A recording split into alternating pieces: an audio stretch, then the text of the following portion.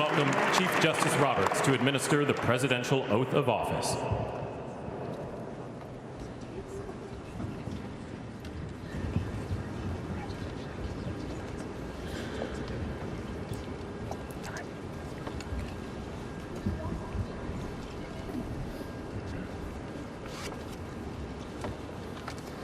Please raise your right hand and repeat after me. I, Donald John Trump, do solemnly swear. I, Donald John Trump, do solemnly swear. That I will faithfully execute. That I will faithfully execute. The office of President of the United States. The office of President of the United States. And will, to the best of my ability. And will, to the best of my ability. Preserve, protect, and defend. Preserve, protect, and defend. The Constitution of the United States. The Constitution of the United States. So help me God. So help me God. Congratulations, Mr. President.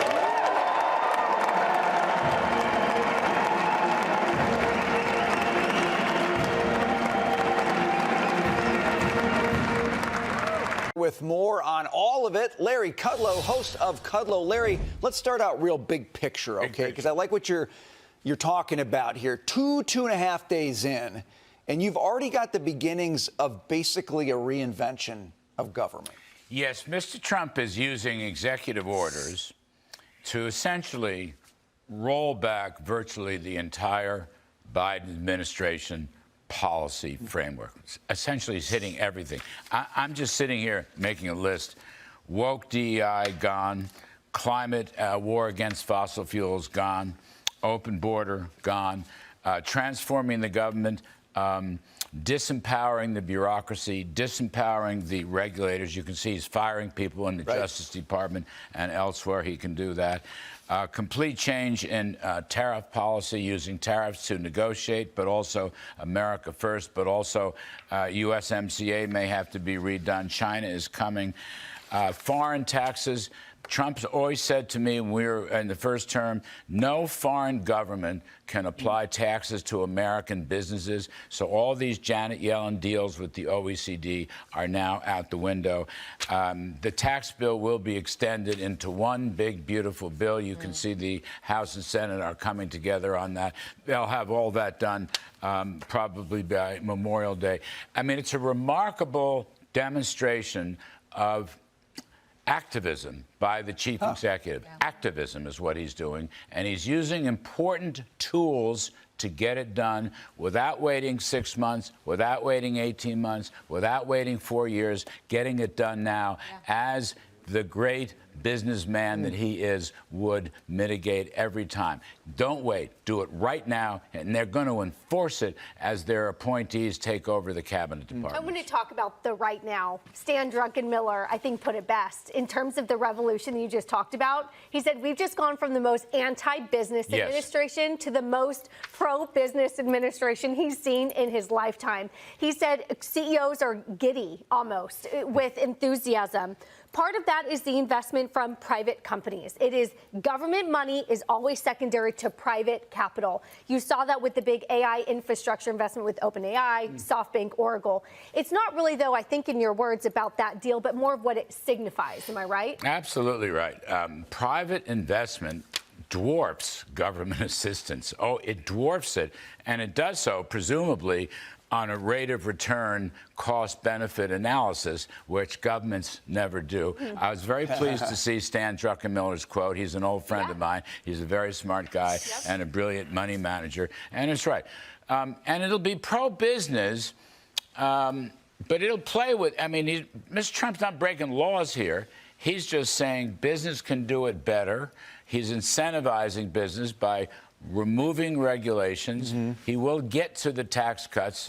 Good news on one big, beautiful bill was in the newspapers today. I'd love to see the 15% corporate tax down. Even 21's good, 15's better if you make it here. Right. And the business about AI, you know, if these guys don't get it done, others will come in and get it done. AI is here to stay. It's going to be a bonanza for business investment. And the returns from AI, in terms of productivity, growth, and wages. I was interested to read about the application to cancer, for example, that Sam Altman talked about. It's above my pay grade, but I love reading about it. And he also understands You need the energy to be able to Yes, power you the do. AI, Yes, and you they are do. working on that. But Larry, on your long list of things that he's immediately doing, you mentioned the tariffs as a Yes. negotiating tool. Yes. So Mexico and Canada, 25%, potentially February 1st. There's still 8 days to go, so I have to believe that they're having conversations. But then also China floating a 10% tariff there. Where do you think we sort of settle out with all of this? Look, I think the most immediate issue, this is my read, okay? Mexico and Canada have to play ball on the borders, both borders. They've got to play ball. So far, they've done virtually nothing, particularly Mexico. The authorities there, President Sheinbaum thinks it's a joke. She's making snippety little comments. Remain in Mexico, which was so important and so successful in the first term, would be much more efficient and effective if Mexico put back the 25,000 troops that AMLO put back. I mean, AMLO was a socialist also, but he was a realist, okay? Right. Trump, I think, is she doesn't think that Trump is serious. Wait and see. He'll put 25% on manufacturers, on automobiles that are snuck in by China. I mean, I don't know that they're going to renegotiate USMCA in 10 days. I don't see that happening. But I think on these specific matters, if he has to break USMCA in order to protect the border, look, border economy, then add to that electricity and power, as you just said, Jackie. These are huge items, okay? And this is stuff that he is quite serious. But that's, you mentioned, what does a business guy do? A business guy goes fast. By the way, 8 days in the Trump presidency is like an eternity. Yeah. How much can you do in 8 days? I'm exhausted covering it. I know. We got to eat our Wheaties every morning just to get through this, I don't know what Larry. I'm going to do. I was headline after headline. But like a business guy, okay, you got USMCA. It's not technically up until 2026. Right. But he says, throw it into the soup. Well, because it's another point of leverage for him, right? That's how you get things done with people. You open it up again. That's what he wants to do with USMCA. One of the issues of the UMCA that I'm sure he wants to deal with is how China is sneaking stuff in through Mexico. Right. Okay, manufacturing stuff. And, of course, let's not forget fentanyl, Yep. which is so important.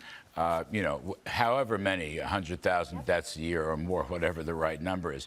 So he will go after that. I think probably he has President Sheinbaum in his sights. Canada's political story is in complete disarray. I mean, Trump kneecapped Justin Trudeau, and that ended his career. So I don't know what government is in Canada, what they're going to do. But I think this is aimed really heavily at Mexico and the China factor. And, of course, don't forget also, China puts the raw materials for fentanyl and other drugs running that inside of Mexico. You've got these factories and so forth. And we will use military force if necessary. But again, all these things are being done through executive orders. Look, Biden tried the same thing. I mean, Biden had 90 executive orders right away. It was on the wrong side of the trade. They all went the wrong way. Wrong side of Biden. It was on the wrong side of the border, rather. It was on the wrong side of climate change. Trump is like doubling that and then some, okay? He's raising the ante. And we like that. He's going the other direction. Larry says he can't keep up. He's the only guy in America who can keep up with Trump. I think he's here. It's exhausting. He'll be on at 4. He's ready to go. Larry, thanks for being here. Thanks Good for to see having you, me. sir. Always. You bet.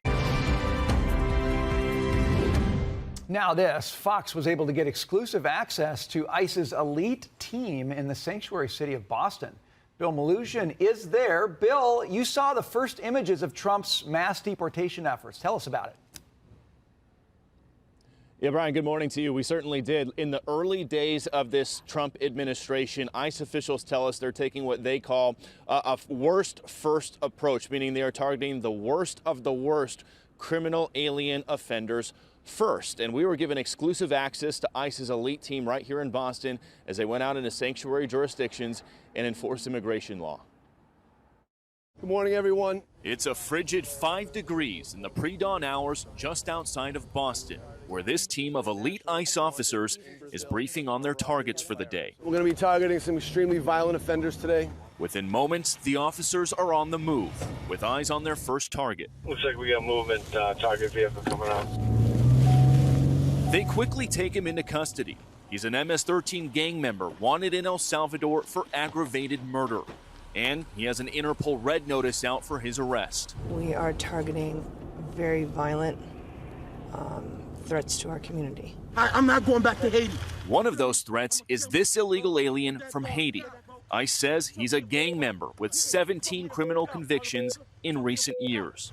Trump, you feel me? Yo, Biden forever, bro. Thank Obama for everything that he did for me, bro. ICE Boston quickly takes down its next targets, including this illegal alien from Brazil who has an Interpol red notice for armed robbery. This Salvadoran illegal alien charged locally with rape and released by a sanctuary jurisdiction. Señor, ¿cómo se llama? And this Dominican illegal alien charged with assault with a deadly weapon and heroin trafficking. Officers also arrested this Guatemalan MS-13 gang member facing gun charges. ICE says he was released from local custody just the day before. Their detainer request was ignored because of sanctuary policies.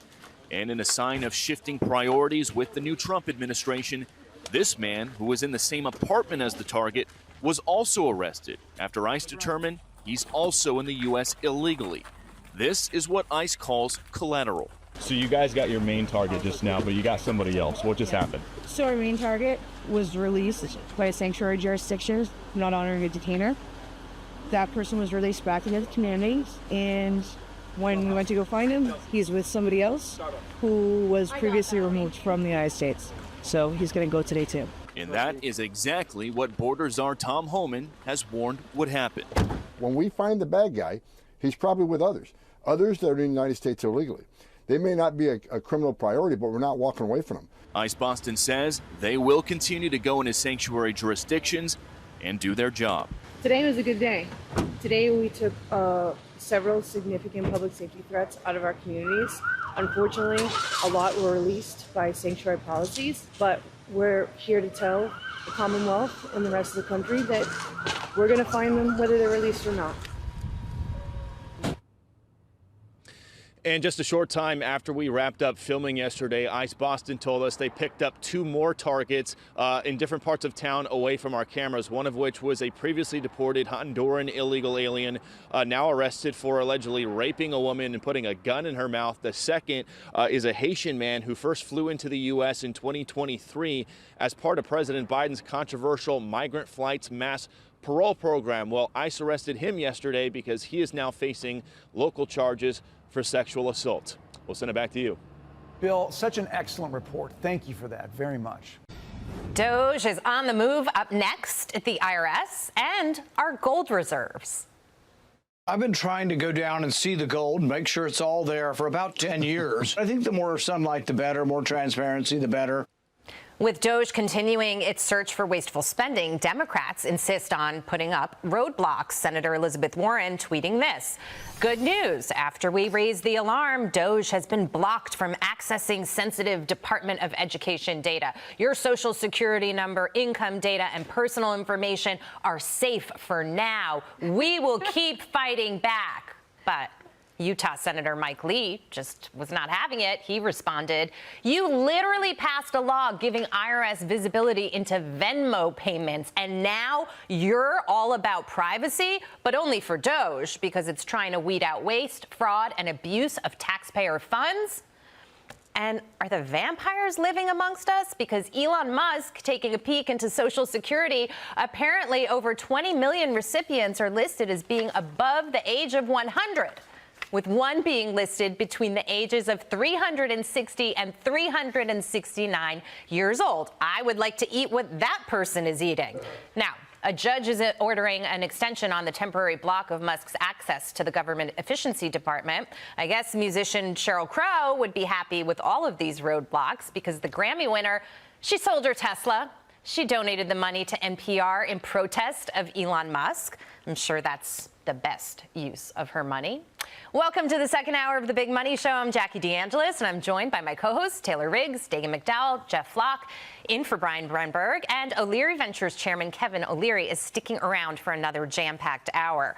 We're going to begin on Capitol Hill with the latest DOGE moves. Hillary Vaughn has them for us. Hi, Hillary.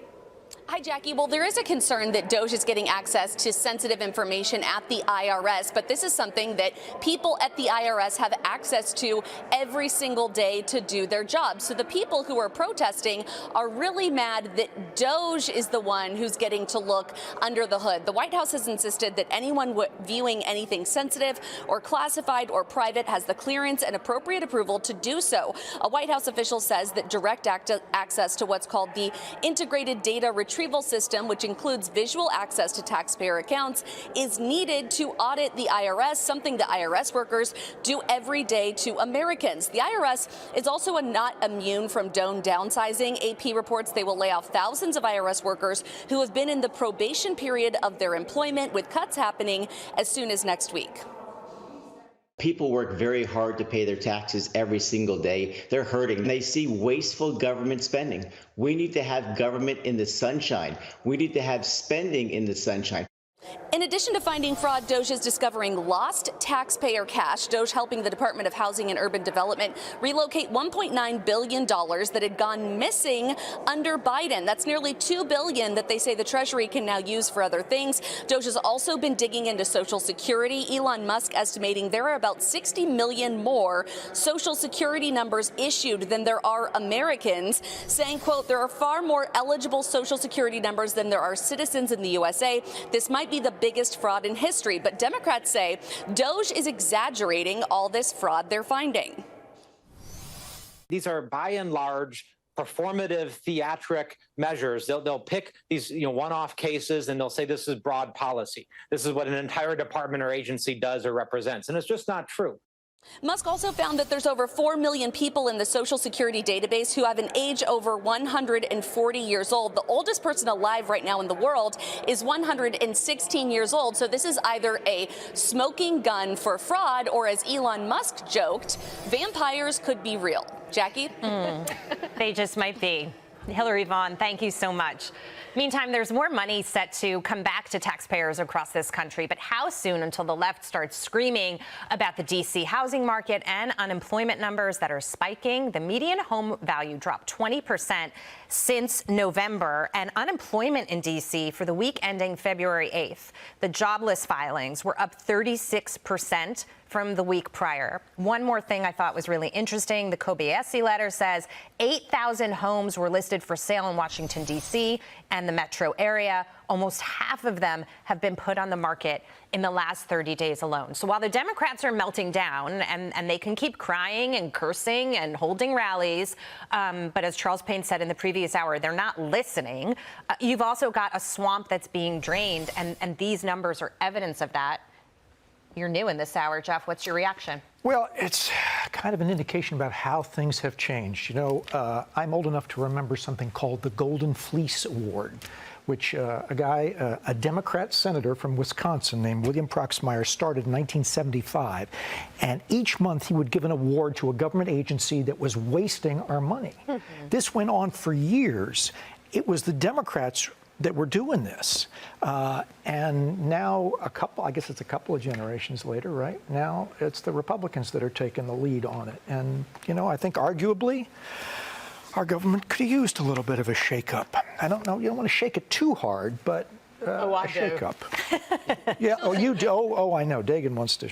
Yes. I want to, Kevin, shake it until it doesn't feel good.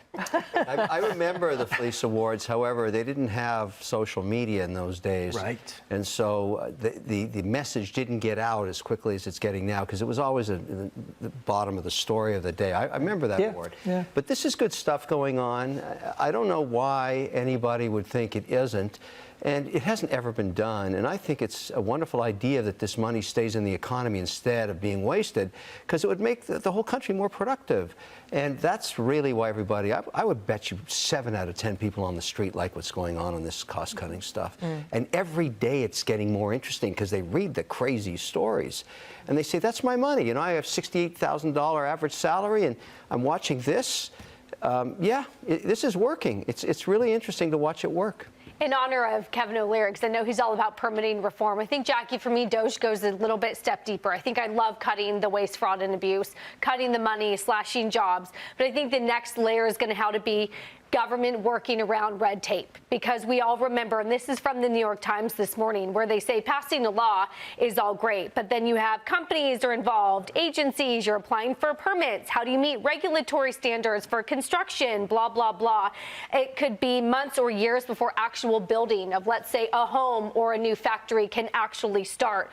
You guys all remember more than 2 years after Congress enacted the $5 billion EV charging stations, there's just two, Ohio and New York, that have actually opened any. And in 3 years, only a number, dozens, have actually opened. That's well below the hundreds that they promised us. So I love DOGE and the cost cutting, but I also eventually want to see, how do we deal with the red tape? Keeping things safe with the permitting, but cutting the crap that takes years and years to go through to get anything done. That $5 billion program specifically ran through the Department of Transportation, called the NEVI program.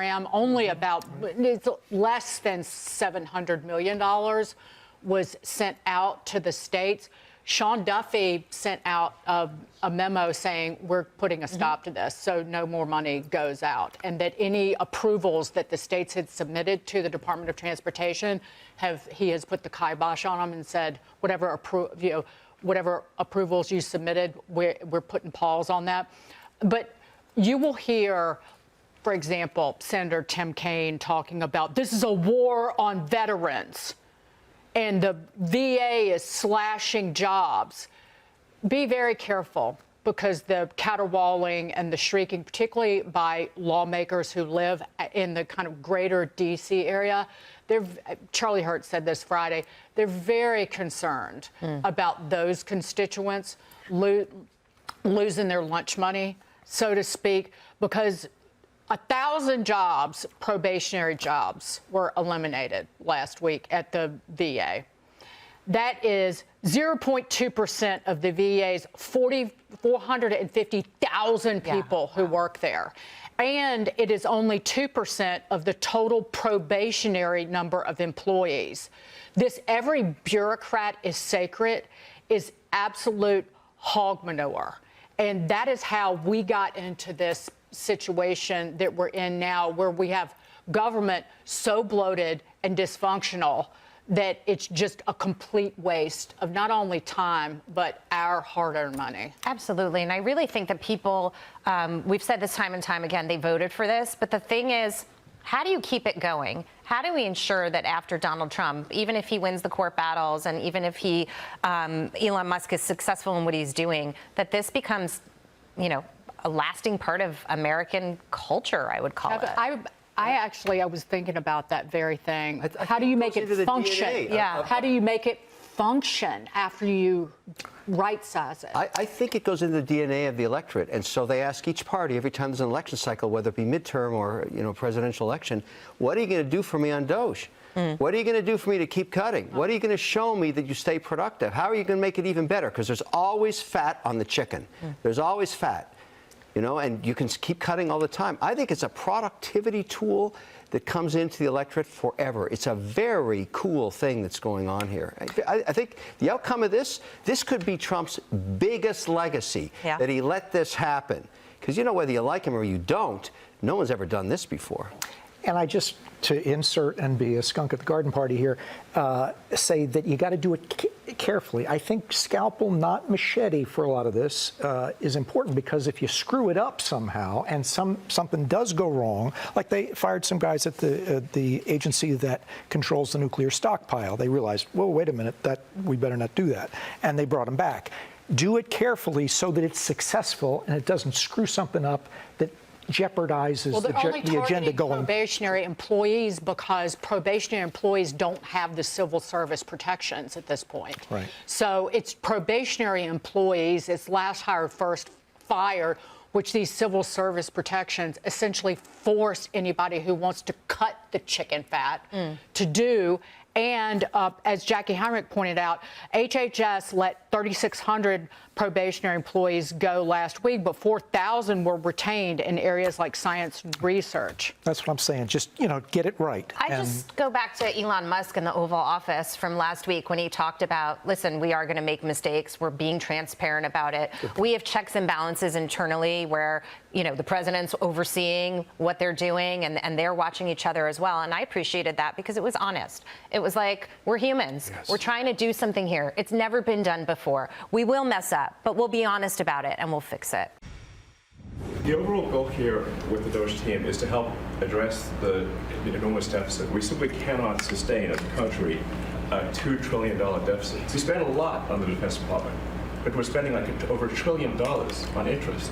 If this continues, the country will become de facto bankrupt. We're cutting down government. We're cutting down the size of government. We have to. We're bloated. We're sloppy. We have a lot of people that aren't doing their job. We want to have a balanced budget within a reasonably short period of time, meaning maybe by next year or the year after, but maybe even sooner than that. President Trump and Elon Musk focusing on cutting government waste at yesterday's cabinet meeting, the first cabinet meeting with the full cabinet. Congress now considering how to pay for the agenda included in the House budget resolution. Some senators concerned about potential Medicaid cuts, while others think the House did not go far enough on cutting spending. Some are also worried about the $4.5 trillion for the tax cuts, and that will not be enough to make the 2017 tax cuts permanent and pay for other priorities such as no tax on tips or overtime. House Speaker Mike Johnson talked about it last night on Hannity. It's going to end in success. We are going to accomplish this mission. If we fail in this mission, everyone will see the largest tax increase in U.S. history at the end of this year when the Trump-era tax cuts expire. We have to extend them. There's been a little disagreement about the best way to get there, but I think we're going to come up with a product that is a framework that both chambers can work under. Joining me now is Tennessee Senator Marsha Blackburn. Senator, good to see you. Thank you so much for being here. What happens now? Will you now follow the one track in the Senate? The Senate is going to continue to work through the process, Maria, to make certain that we maximize the cuts to the federal government and the savings to the U.S. taxpayer. And President Donald Trump, Elon Musk, and the cabinet are doing a great job working with us. And what we will do is take all of those cuts, we will exercise some rescissions, and that makes way for what we want to do with permanence on the 2017 tax cuts, and also addressing no tax on tips, Social Security, overtime, and those things that the president has brought forward in his campaign and that the American people voted for. They gave him a mandate. It is up to us to deliver.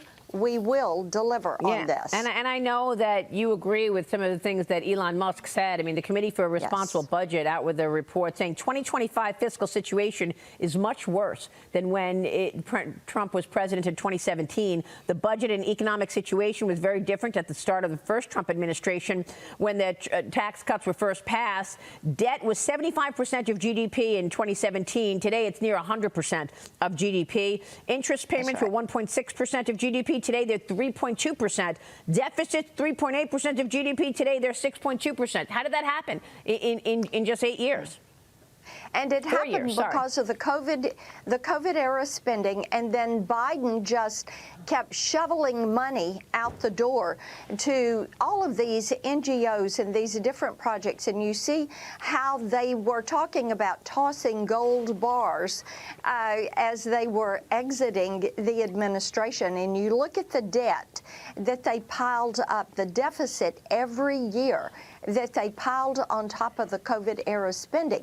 So there are many of us that think, let's go back to that pre-COVID era and let's actually reduce, cut into that baseline, and save the taxpayer. They're working hard for this money. They're sending it in. We're to be stewards of that money, and it is up to us to pass and support President Donald Trump's agenda. Senator, you sent a letter to FBI Director Kash Patel demanding the full release of the unredacted Jeffrey Epstein records. Attorney General Pam Bondi revealed some of the Epstein files will be released today. Here's what she said. Watch. This will make you sick. 200 victims. 200.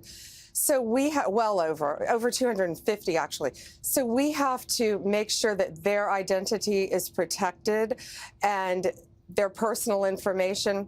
What you're going to see hopefully tomorrow is a lot of flight logs, a lot of names, a lot of information.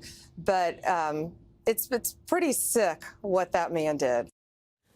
Senator, you've said you're going to release what you know. What can you tell us? Yes, indeed, and I've been so pleased that AG Bondi and Director Patel have worked with me on this. As she said, we have to make certain that these victims, and it is over 250, that their names are redacted, they are protected. And Maria, this is going to be a phase 1 release in short order. I will have the hard copy in my hand. AG Bondi is responsible for what will be the public release on this. She has worked diligently on this, and so appreciative that we can begin to get this information, that we can begin to break apart what became a global human trafficking, sex trafficking ring, about $150 billion a year business.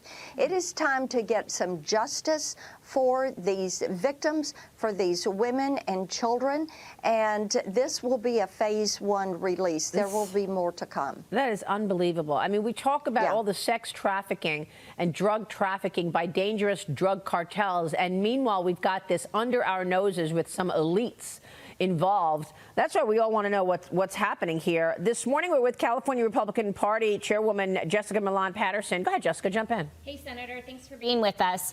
Can you talk a little bit about the transparency and the quickness for the Trump administration to move on these files that we've been asking for years now? Yes, indeed. And Jessica, what we know is that there is a file the FBI has that is related to the trial. We know that there are IRS records, and we know that there is video footage from the Palm Beach residence. And over the last couple of years, I've been stymied, as you know, by Christopher Wray and the FBI, and they did not want to give this information forward. I tried to subpoena it in a Judiciary Committee. I was the top Republican on the Human Rights Subcommittee. In that capacity, I worked on this issue for the past couple of years, and when I chose to bring forward my subpoena, all of a sudden, Chairman Durbin decided we were going to adjourn the committee, and we issued no subpoenas. Wow. And there has been that attempt to hide this. And I will say this, you know, people are curious about the list. To me, this is not about celebrity.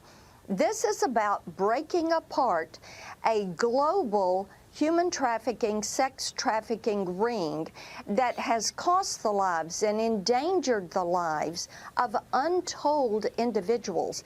And bringing this forward, being able to break it apart and to shut it down, to hold these people to account for what they have done to these girls and these boys and these women, we have to get to the bottom of this. This is modern day slavery. It has to stop. I said I would not relent. I did not. We will start making this information public.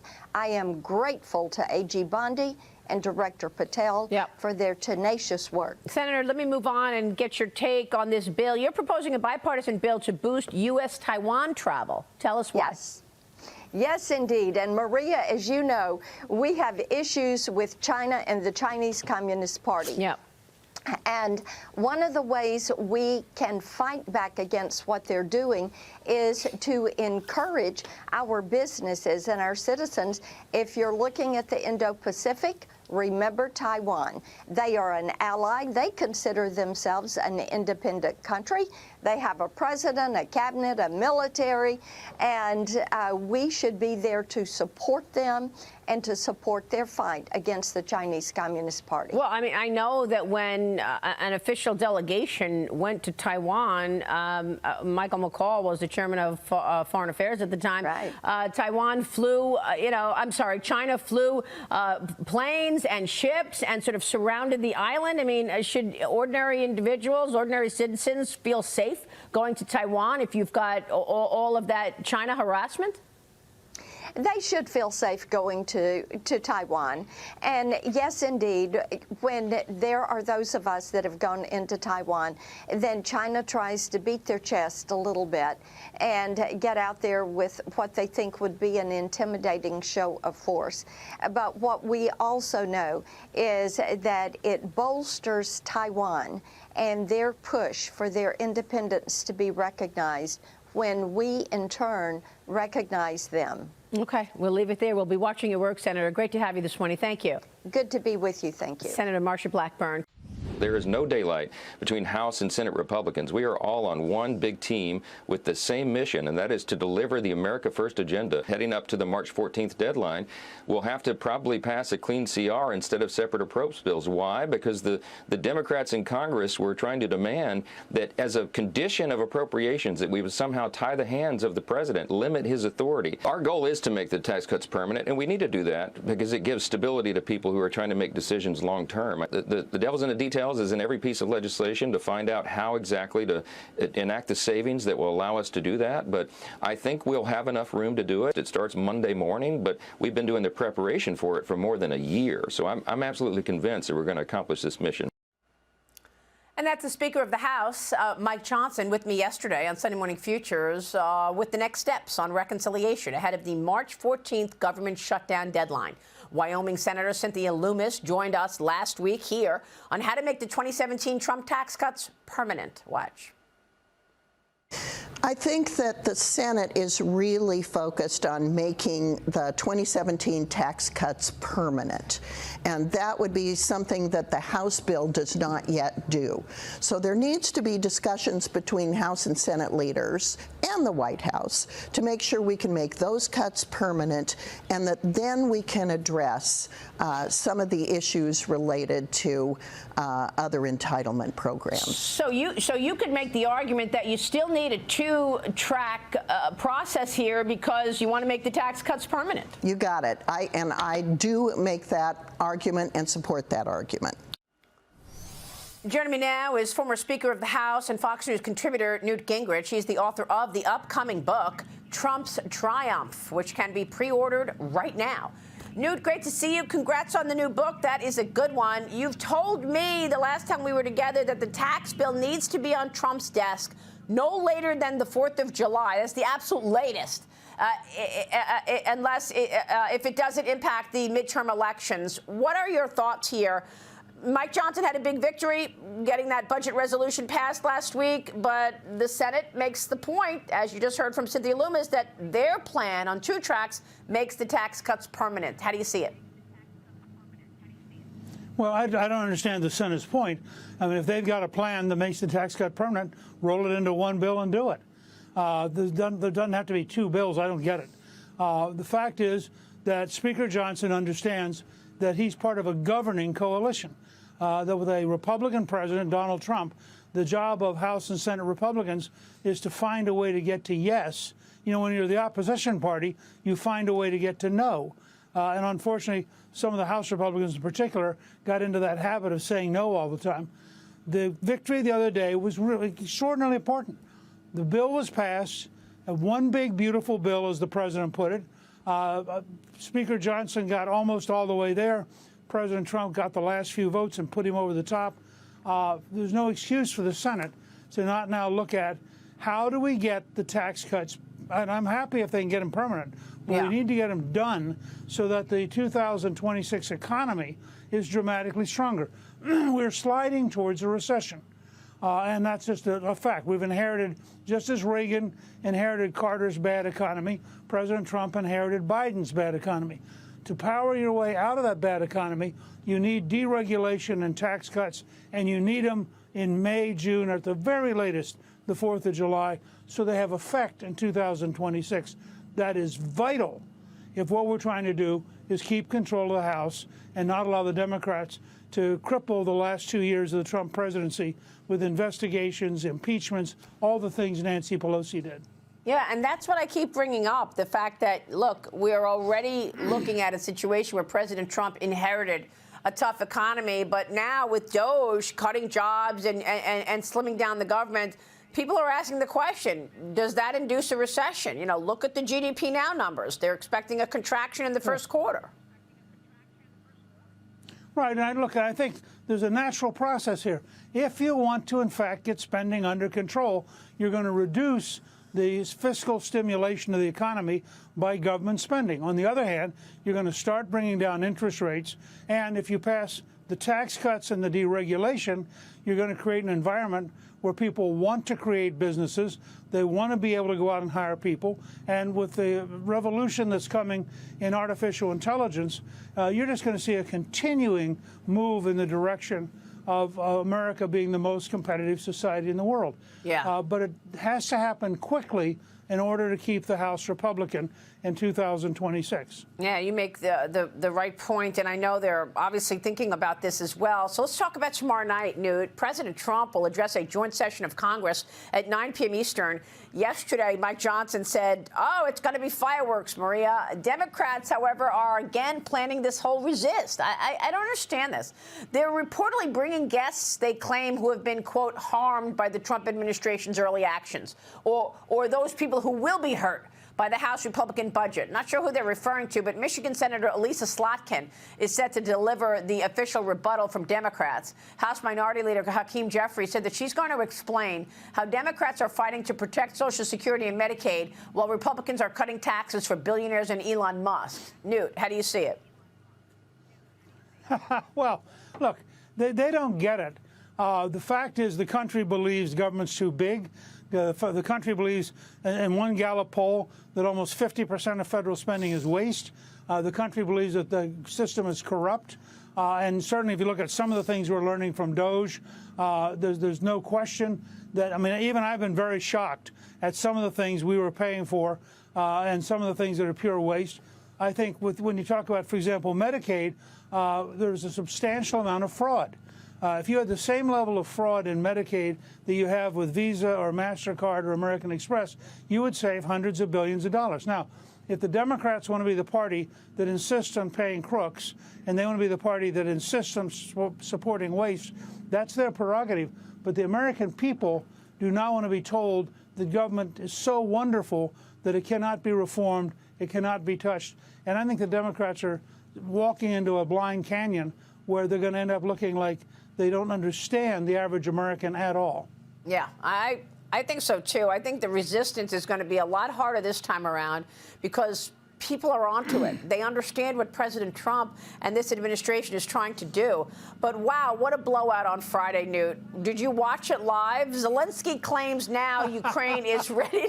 Okay, so Zelenskyy claims he's ready to sign the rare earth minerals deal now after that explosive Oval Office meeting with the president. Trump says Zelenskyy will be welcome back to the White House when and if he is ready for peace. And Secretary Scott Bessent, Treasury Secretary, said as of now the deal is no longer on the table. Just in time for Zelenskyy says he's ready to sign. How do you see all of this?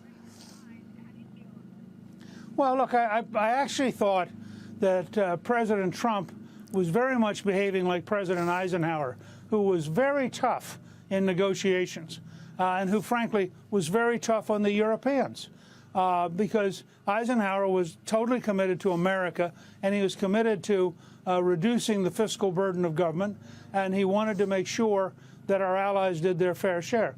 I think clearly Zelenskyy cheated on Friday. And if you look at the very opening, which the news media has not carried very much, you know, Trump is happy. He is positive. This is going to be a great meeting. We're going to get this signed. It's a step towards peace. And then all of a sudden it turns out Zelenskyy is not there to sign it. He's there to negotiate in front of the cameras. And I think that President Trump and Vice President Vance both felt that they had been cheated and hoodwinked, and they would not have accepted the meeting if they'd understood that Zelenskyy was not going to sign. Yeah. So I think Zelensky's in a deep hole. The Europeans cannot possibly replace America, and I think that he will have to come back to the table and have to sign something to regain the president's support. Well, I mean, at a minimum, Trump got the Europeans to wake up. Right? I mean, finally, they're saying, OK, we're going to come up with a peace plan and then show it to the United States. Zelenskyy spent the weekend, you know, with the Europeans, first meeting with UK Prime Minister in London. So at a minimum, that whole showdown got Europe to get involved. Look, what we're going to discover very quickly is that the Europeans can issue press statements. They have no money. They have no military. They have no capacity to replace us. And it's going to become very obvious that he has to come back to the United States. All right, we'll leave it there. Speaker, always a pleasure. Great to see you, Newt Gingrich. Thank you, sir. Thank you. All right, we welcome to the show and a special interview with Mr. Elon Musk, who, of course, is famed Trump advisor, CEO of Tesla, SpaceX, chair of X Corp. Elon, thank you for doing this. We appreciate it. Thanks for having me. I want to begin, but among other things, everyone's attacking you for your position. What are you doing in the government? There was a cyber attack on X today, which shut it down and may have been foreign sourced. Yes. It's a big story. You want to give us a moment on that? Well, we're not sure exactly what happened, but there was a massive cyber attack to try to bring down the X system with IP addresses originating in the Ukraine area. Oh, well, so that's your suspicion. Is the website, is the internet up? Is it up yet? It's up, yeah. It's up yet. Okay, good. But I just was looking back. Let me see if I get this right. They're setting fire to various Tesla charging stations near Boston. Shots were fired at a Tesla dealership in Oregon. Various nonviolent... Shots fired, not a metaphor. Shots fired, yes. Downtown New York, marching against the Tesla showroom. Your stock is way down. You've been criticized left and right. But look on the bright side. I mean, why are you doing this? Always look on the bright side of life. Yes, I'm an optimist. Yeah. But besides that, yes. I mean, how's your day? What motivates you to do this? Was the opera good? It's tough sledding. Yeah, it is tough sledding. But I think we're doing the right thing here. There's been a tremendous amount of waste and fraud in the government. When you're part of the government, you saw a lot of that, and there's been. If you look at the Inspector General reports and the Government Accountability Office, there have been many audits that have pointed out that there's a tremendous amount of waste and fraud in the government. In fact, there was a report issued by the GAO, the Government Accountability Office, last year. So during the Biden administration, which estimated the federal government fraud to be $500 billion. So just to be clear, that's not a Trump administration thing, that's a Biden administration thing. So what we're trying to do is get that number down to a much smaller figure, save money for the American taxpayer, stop money being spent on things that I think very few taxpayers would agree make sense. Transgender animal surgeries, or why are we spending money? Why are American tax dollars being spent on this? The president's gone through a long list of absurd things. Why are the 20 million people who are definitely dead marked as alive in the Social Security database? Why were hundreds of millions of dollars of Small Business Administration loans were given out to people aged 11 and under, according to the Social Security? I mean, these must be some very enterprising 8-year-olds, And some pretty strong 150-year-olds. Yes, exactly. As the president said, we have an enormous number of people marked as alive who are 160. He didn't know the country was that healthy. Yes. So demystify this. How do you do it? Okay. How big is your team? Yeah. Where'd you recruit most of them from? And what is it that makes you choose, the Treasury or Social Security or USAID? How does it work? Let the public know, please. Right. Well, we just basically follow the money.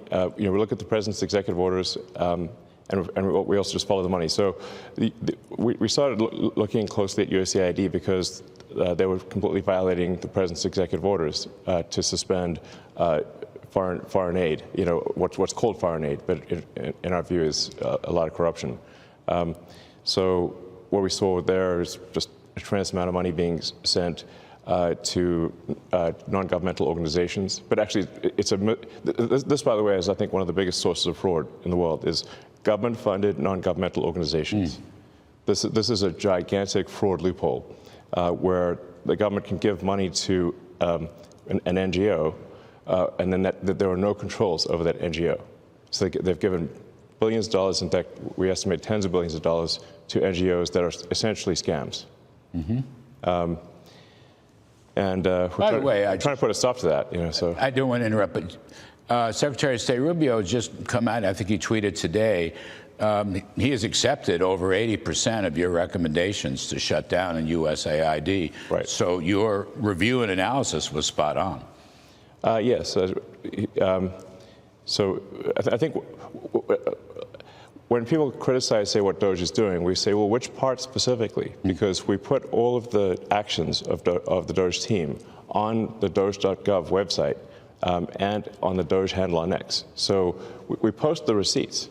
So it's like this action has been taken, this action has been taken. So when we get criticism, we say, like, of what? Which line do you disagree with? Like which cost saving do you disagree with? And then people usually can't think of any. No.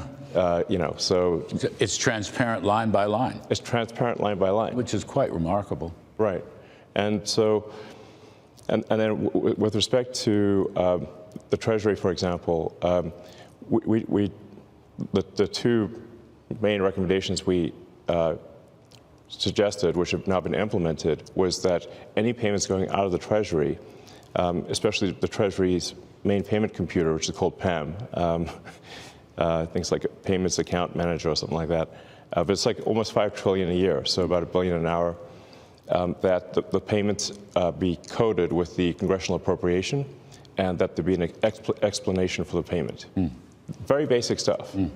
And just doing that, we estimate will save $100 billion a year. You're not really, let me see if I get this right, particularly with Social Security, you're not really changing policy. No, yes. You're auditing the fiscal mechanisms to make sure that, from point A gets to point B, and that's where it's supposed to get to. In some cases, it doesn't get there, or in some cases, it may go over there. But that's it's not a policy exercise. You're not changing laws. You're just doing what any business would do in a profit and loss audit. I think we're really what we're adding here is caring and competence, and there's a massive amount of fraud of basically people submitting Social Security numbers for Social Security benefits, unemployment, Small Business Administration loans, and medical, where those are fake Social Security numbers, or they've stolen somebody else's Social Security number, and we're trying to put a stop to all of that. And that's the number which is estimated to be on the order of 10% of federal expenditures, which is, half a trillion dollars. It's a huge number. Yeah. You're working with the agency heads. You're working with the cabinet secretaries. Yes. I saw Howard Lutnick was on TV yesterday saying you were partnering with them. Is that fair? Yeah. What we do is in consultation with the cabinet secretaries and with their departments. So we're really trying to be we'll refer to ourselves as tech support. We're really helping the department get a handle on things, because what actually happens here is you've got this sort of vast federal bureaucracy, and then you've got a very thin layer on top of the politically appointed officials, and what tends to happen is that the bureaucracy, frankly, is in control. And they largely ignore the politically appointed people. Why should the bureaucracy? I'm sure you must have seen that. I've lived with this twice. I worked for Reagan many years ago, and I worked for Trump in the first term. Yeah. It's like a permanent bureaucracy. I might add, it's a permanently liberal bureaucracy. Yes, very much so. And it's not a bureaucracy that necessarily enforces or implements presidential policy. They don't. In fact, they try their best to thwart presidential policy. So the president is the elected representative of the people. And if the president cannot get things implemented as a reflection of the will of the people, then what we have is not a democracy, we have a bureaucracy. We have rule of the bureau, not rule of the people. And that's what we're trying to defeat here, is the bureaucracy and have rule of the people. You know, and as you mentioned, the bureaucracy is overwhelmingly Democrat. So Washington, D.C. was 92.5%, I believe, voted for Kamala. So this is overwhelmingly a deep blue situation. How do you pick your next targeted agency or department? Well, we're trying to act broadly across all departments, so it's not just one department at a time. Are you in all of them now? All of them? Pretty much, yeah. Yes. Oh. We're trying to make the government more efficient across the board. So yeah. How big's your team? We're a little over 100 at this point. 100. Get to 200. You're going to get to 200. Yeah. Okay. And you're recruiting from where? More or less. Basically, it's software people, information security software people, and finance. You know, it's basically, yeah, finance and technology. I mean, frankly, I can't believe I'm here doing this. It's kind of bizarre, but I kind of think that we've got this enormous federal budget deficit, and it's a $2 trillion deficit. It keeps growing. Our interest payments are higher than our Defense Department budget. That's I think was the real wake-up call for me, was looking at seeing that the interest payments on national debt exceeded the Defense Department budget. And that was only growing over time, which meant if we didn't do something about this, then there won't be any money for anything. We'll just be servicing debt. And you know how to read an income statement, and you know how to read a balance sheet. You've had some business experience. I'm kidding, but yeah, you know about this stuff. Yeah, I mean, really, I just don't want America to go bankrupt. So it's a call to action. You're hearing a call to action. Yeah. You giving up your other stuff? I mean, how are you running your other businesses? With great difficulty.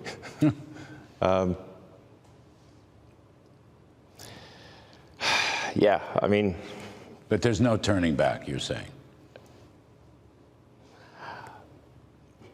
I'm just here trying to make government more efficient, eliminate waste and fraud, and so far we're making good progress, actually. So our savings at this point exceed $4 billion a day. Mm-hmm. So it's very significant. You think you'll wind up getting to $1 trillion? Yeah. Of savings?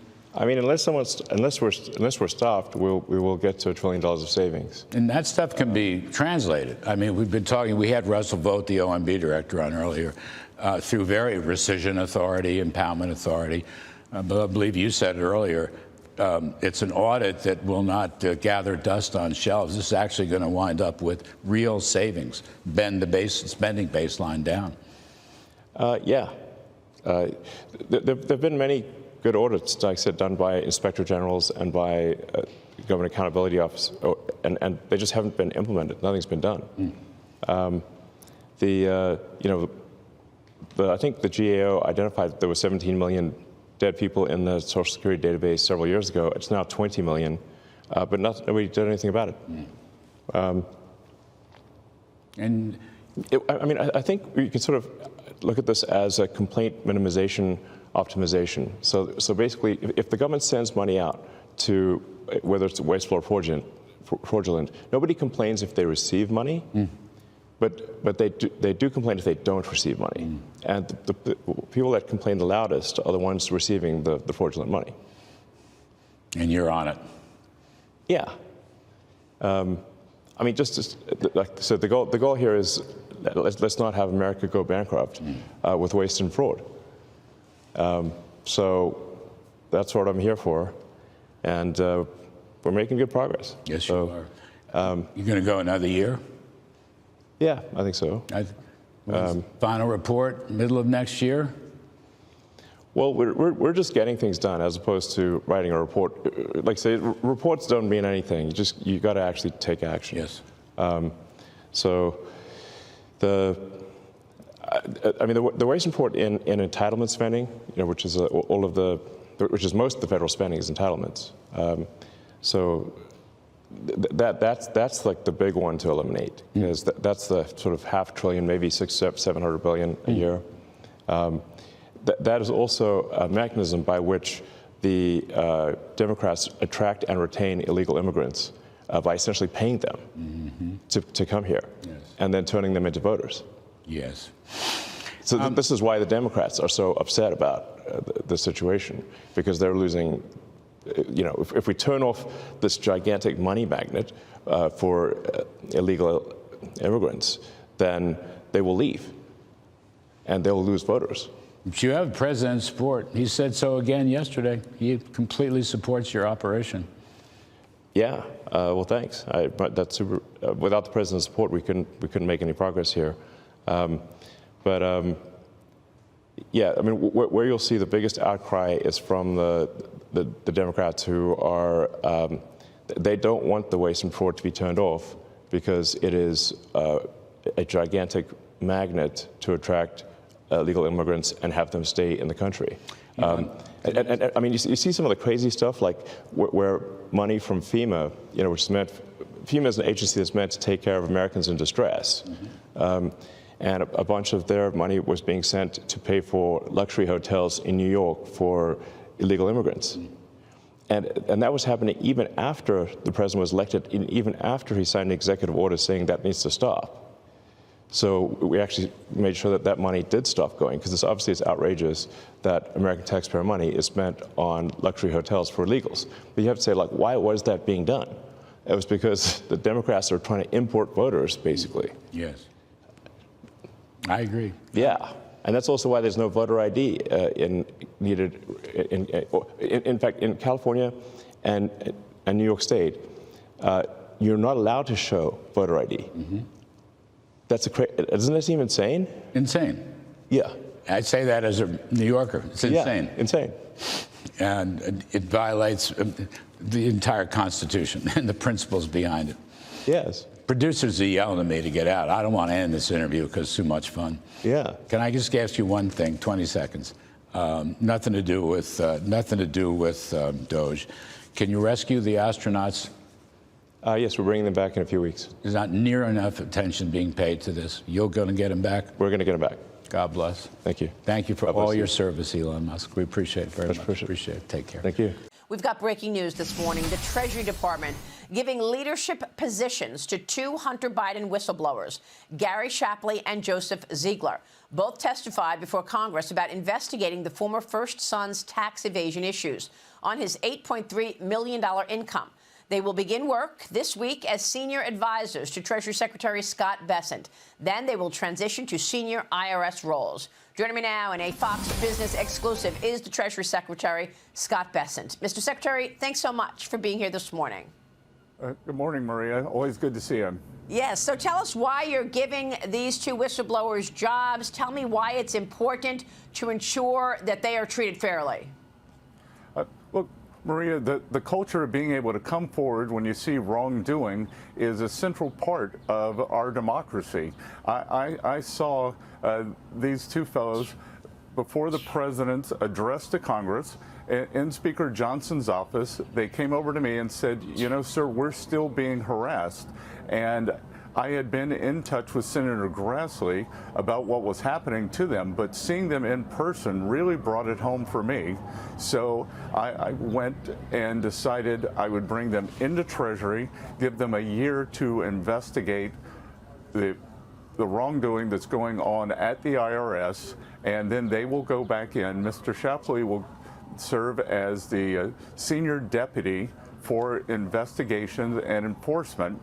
So we'll have them in Treasury. We'll learn what's been going on at the IRS, what's been wrong, how could this Hunter Biden nonsense have happened, and we're going to make sure it doesn't happen to anyone again, whether they're Republicans, Democrats, or independents. Yeah, I mean, it's just incredible to me how political everything got under the Biden administration, particularly as it related to the investigations around his sons, as the Oversight Committee has called, money laundering. You know, Maria, that we hear these screams of privacy as the DOGE people are just trying to redo the IRS systems. They don't have access to what's called PII, which is personal data, but several bad actors at the IRS have used personal data. They've leaked it for select folks, and then it's really a travesty what happened here, as these two gentlemen were the dedicated civil servants trying to do their jobs, and they were blocked from doing that. We're going to make sure that never happens again, no matter whether you're related to the president, no matter how powerful you are. Yes. The IRS is going to behave fairly, and we will make sure that happens. And these two gentlemen are going to form the basis for our investigation. Mr. Secretary, I want to move on to the president's America First investment policy as it relates to China, and get your take on what you're going to do about it, because this America First investment policy, which was issued in February, states that economic security is national security. It emphasizes that the U.S. should not allow China to take over our critical infrastructure, adding, quote, PRC-affiliated investors are targeting the crown jewels of the United States technology, food supplies, farmland, minerals, natural resources, ports, and shipping terminals. Now, the memo goes on to say that the PRC is increasingly exploiting the United States Capitol to develop and modernize its military, intelligence, and other security apparatuses, which pose a significant risk to the United States homeland and armed forces of the United States around the world.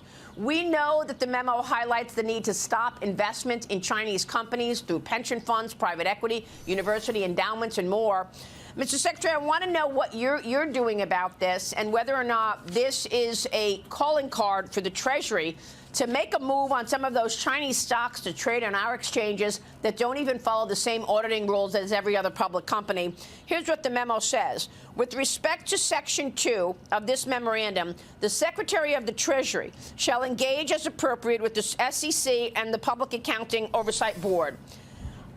The bottom line is, what are you doing about the bad behavior of Communist China? And would you go to the extent of potentially taking these Chinese companies off of U.S. exchanges? Well, Maria, yeah, all options are available. And let me tell you a couple of things. So here at Treasury, we have something called CFIUS.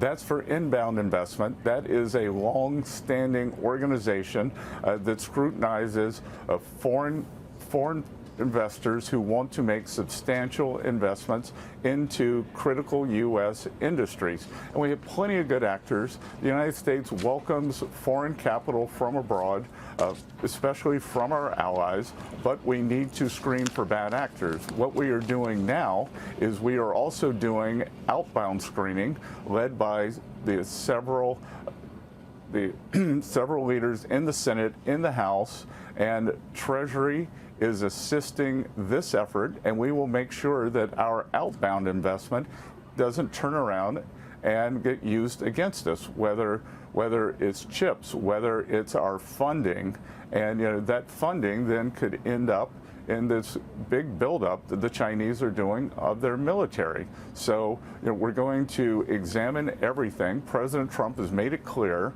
that in the America First order that everything needs to be examined with the relationship with China.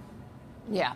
So you are, in fact, then looking at the outward investment, meaning people in America who are investing in those companies that are tied to the PRC. The public. Yeah, and look, I think it's up to us to let them know how their money is being used. Would they Right. Would one of these endowments, pension funds, ordinary Americans want to know that their money is being used to suppress the Uyghurs? Would they like to know that it is being used for Chinese military activities? Would they like to know that it's being used for Chinese surveillance opportunities? Of course not. So we are going to continue investigating this, and where necessary, block it. Okay. Well, we'll be watching that action for sure. Let me move on to tariffs, sir. President Trump is vowing no exemptions on the 25% steel and aluminum tariffs, saying more could be coming on those metals and on autos. He's also reminding the world that reciprocal and sectoral tariffs will take effect on April 2nd. Here's the president. Watch. April 2nd is Liberation Day for our country because we're going to finally be taking in money. We're already doing it, a lot of money. As you know, we put down some early tariffs on people and countries that were not treating us well. A new Harris poll shows 72% of Americans are concerned about the impact of tariffs, up from 61% in mid-January. Mr. Secretary, what do you want to say about these tariffs and the extent of how high they may go? Maria, what I want to say is President Trump has identified several critical industries that we let get away from us. We have to have a steel industry. We have to have an aluminum industry. He wants to bring back manufacturing to the United States. And we are putting these tariffs on. So with critical industries, we are going to bring that production back home. As far as it goes with reciprocal tariffs, President Trump, as only he can do, has created a win-win situation. We are going to, on April 2nd, we're going to produce a list of other countries' tariffs, and we are going to go to them and say, look, here's where we think the tariff levels are, non-tariff barriers, currency manipulation, unfair funding, labor suppression, and if you will stop this, we will not put up the tariff wall.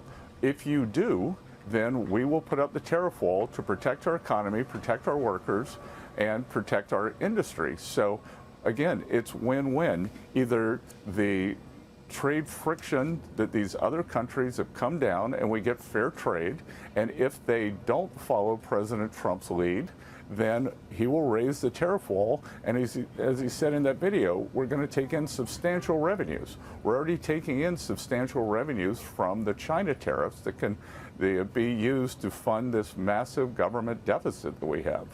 When you're talking about the steel tariffs, and they've gone into effect, but that's 25%, but then you've got another 25%, right, coming for just the country. So are you talking about 50% tariffs then on steel and aluminums from whichever country you're talking about? Because these are stacked, right, these tariffs? No. Maria, what's going to happen on April 2nd, each country will receive a number that we believe that represents their tariffs. So for some countries, it could be quite low. For some countries, it could be quite high. So there's not an automatic 25 plus 25 that's going to happen. And when the poll you just read, I think that that's a source of a lot of the consternation that's happening. And what we can see here in the administration is President Trump is on what is seemingly an unstoppable roll since January 20th. The Democrats are overwhelmed, so they've gone to their friends in the media, very friendly judges, to try to stop him. So the Democrats can't stop him, so the media is creating these distortions that bear no resemblance to the truth of what's going to happen. These judges are stopping. Could you believe that a judge wanted to stop this? The Trinidad. Yeah, they wanted to stop us from expelling the most violent criminals in the Western Hemisphere from the U.S. It's unbelievable. President Trump said that for the past 9 months.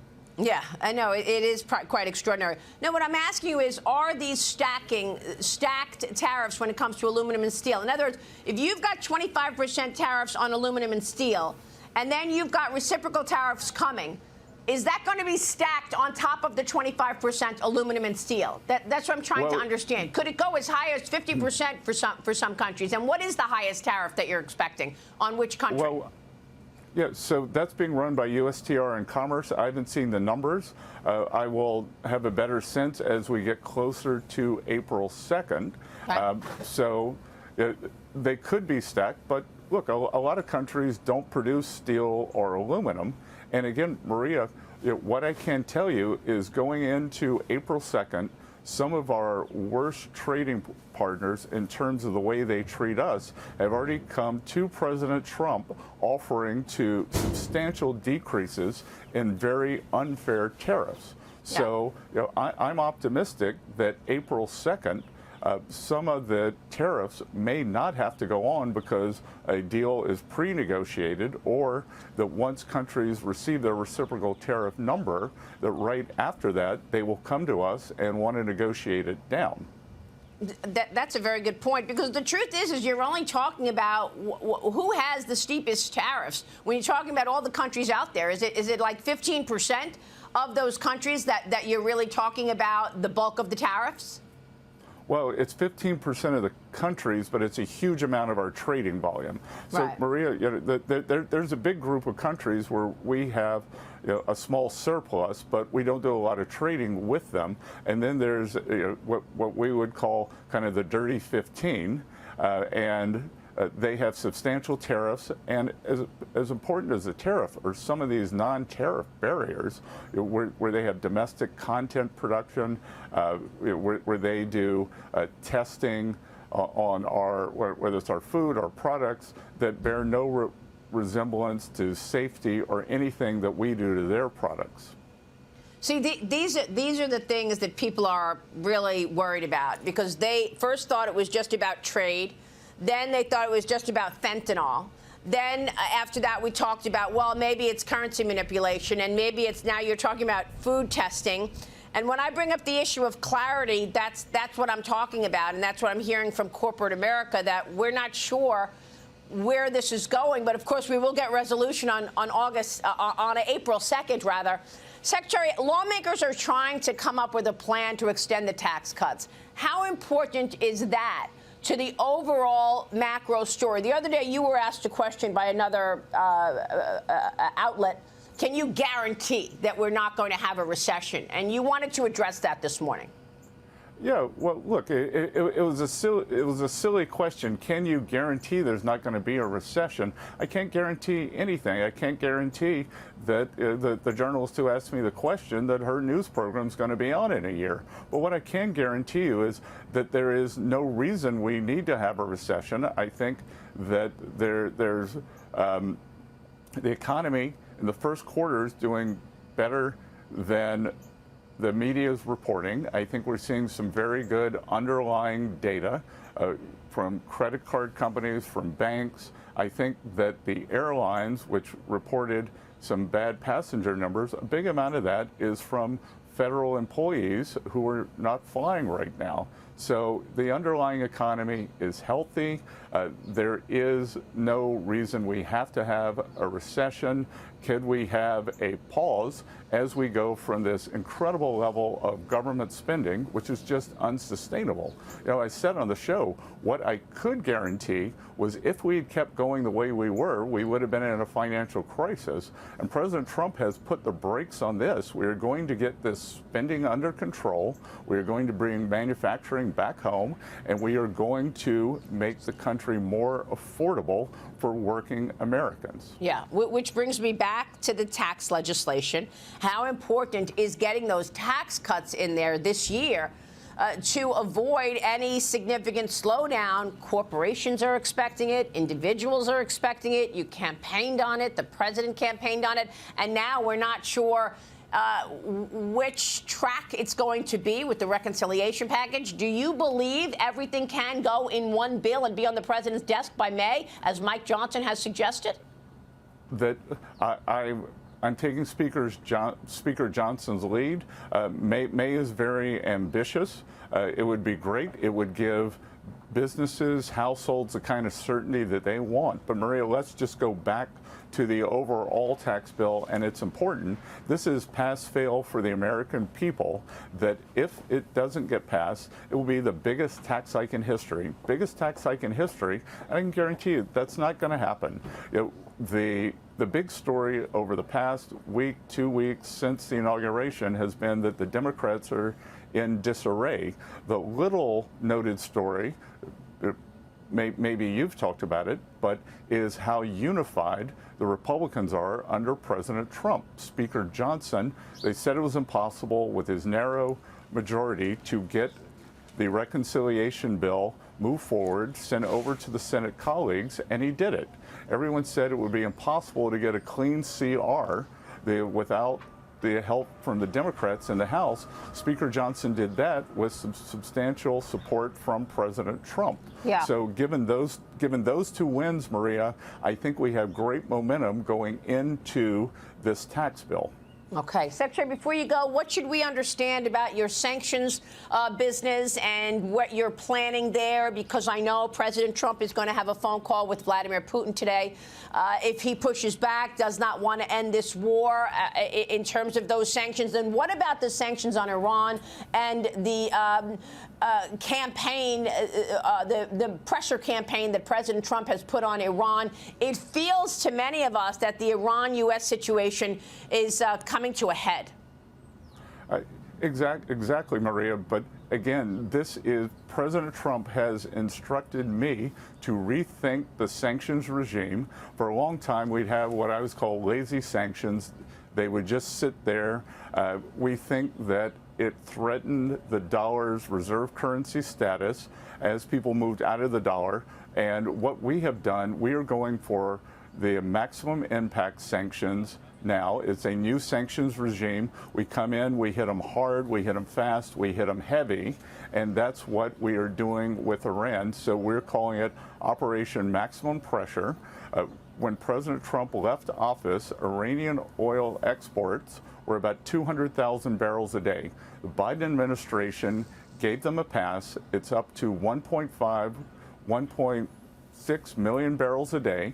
But even under that, the Iranian economy is under great distress. We're sorry for the Iranian people, but their government has brought this to them. So we believe that when we apply maximum sanctions, cut off the illegal purchases of Iranian oil, close the bank accounts of their leadership, that we can get the Iranian oil exports close to zero again, and that will bring the Iranians to the table. As far as Russia sanctions, I will tell you that it was completely incongruous the way the Biden administration behaved.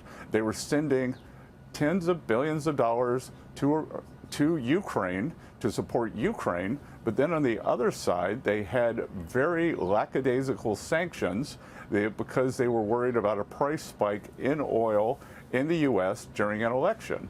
And on his way out the door, National Security Advisor Jake Sullivan raised the sanctions. I would say they've gone from a 3 to a 6.